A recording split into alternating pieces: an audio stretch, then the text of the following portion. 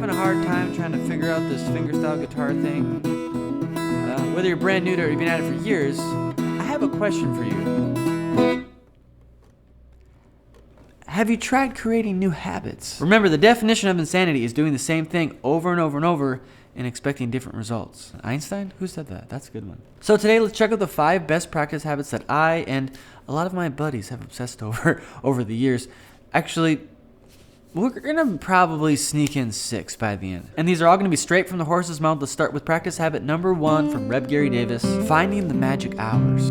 Well, to look for anything to come to you, well, you practice early in the morning, 7 o'clock until 8, and put on your guitar, and 8 o'clock in the evening until 9, and put your guitar down and concentrate. So Rev Gary Davis was one of the greatest guitar technicians ever to be recorded. He was originally from North Carolina, but to make a long story short, he ended up in New York City, pretty much teaching the whole city how to play guitar.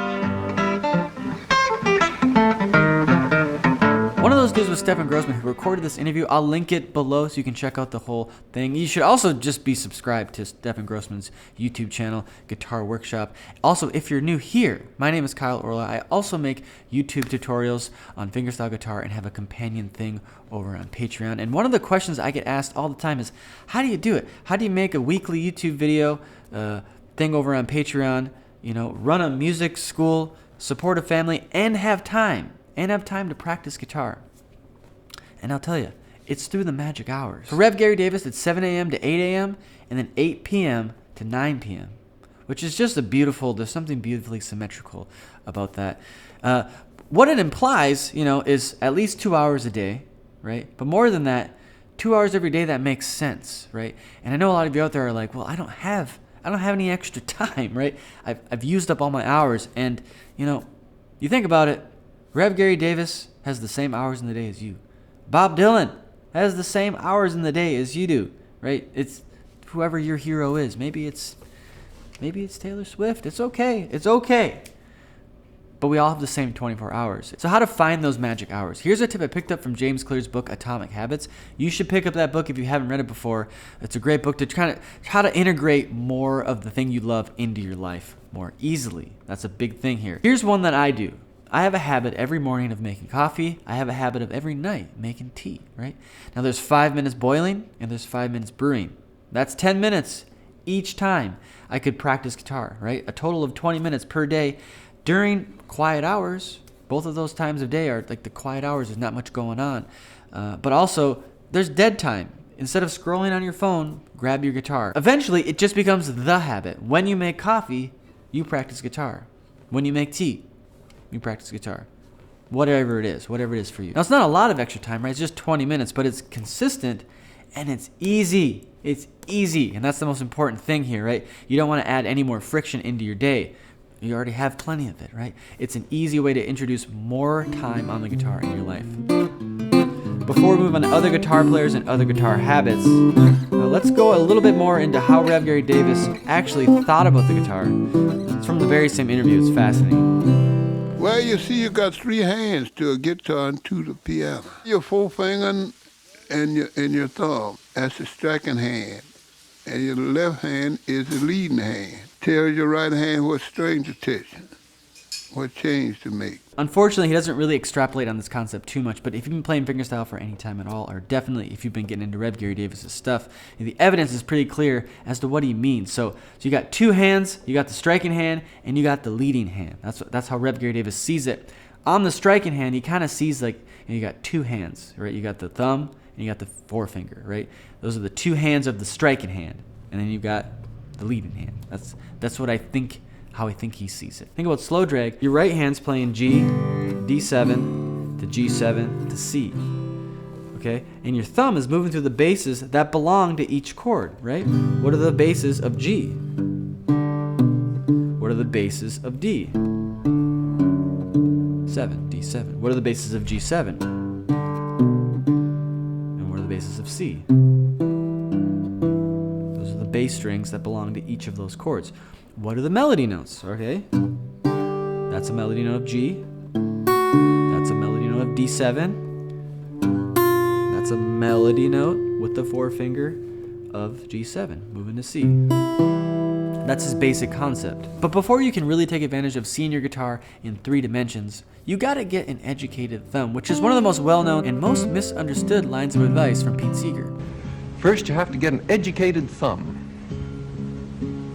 You see, it's not easy. So what does that mean? Get an educated thumb, right? And I actually used that clip as an intro like a year ago for a video, and I was questioning, is that helpful advice or not? And I got a lot of backlash from it, actually, which I stand by the question. It's okay to question the master's advice. And at different stages in your life, it might not be the advice you need, right? At certain stages, certain teachers' voices are still in my head, and they start to, oh, that's what they meant by that. And I think the same is true with the educated thumb. Eventually, we all kind of get there, but it's not intrinsically helpful if you're just starting out. So the lesson here is eventually your thumb gets to a point where it's independent of your finger. It's independent from the forefinger, or if you're using 2 fingers, or however many you decide to use. The thumb is independent from it. What it doesn't mean is it's just like only a muscle memory thing. It doesn't mean it's just that. It also doesn't mean it's smarter than you. It means you're in control.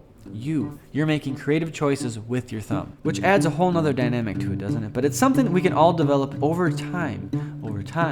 And it's something you want to think about more like it's like cruise control, right? Don't think of it just like muscle memory.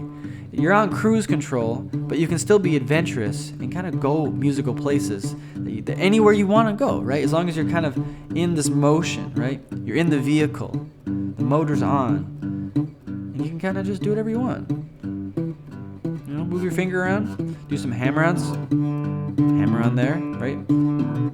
Usually staying just on the bass strings. Not always the case, but often, you know, that's home. Add the fingers in, and soon your thumb's just kind of, you know, a musical appendage. A musical appendage. You know, there are some things I plan in videos and some things, things you could never plan for. Either way, it's a defining technique that you want to get control over, you know, as you develop as a guitar player. It's a defining technique. By the way, on my Patreon, there will be a slow play along and a tab of kind of just like a basic fingerstyle warm-up to get that thumb a little more educated. Smarten that thumb up. But if music was just a technique thing, we'd have a lot more success stories out there, wouldn't we? So you need to get into the heart of the matter, right?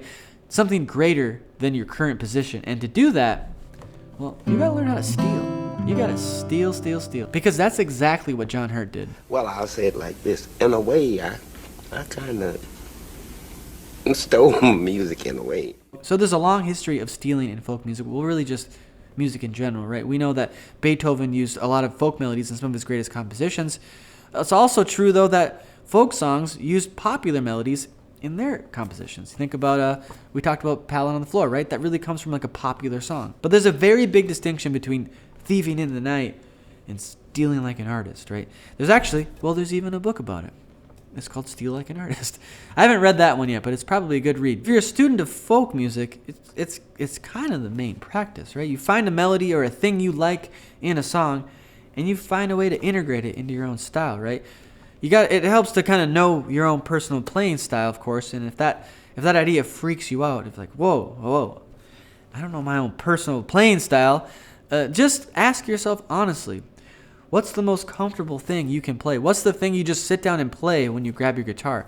That's your current playing style, whether you like it or not, right? But that is an accurate depiction of your personal playing style. At least for now, right? These things are in flux. Your style will change. If you don't like it, that's okay. Just keep stealing.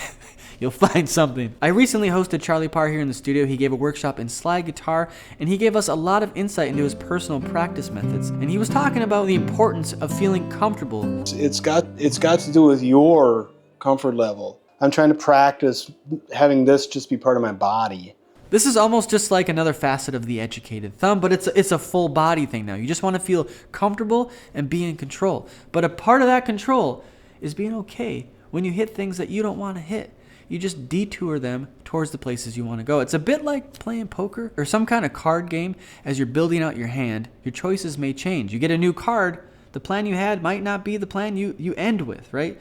But through all of your experiences and a little bit of luck, you're playing the game. Yes, luck, but remember, luck is most often caught by those who have created the largest net possible to catch it. Think of luck like a falling leaf.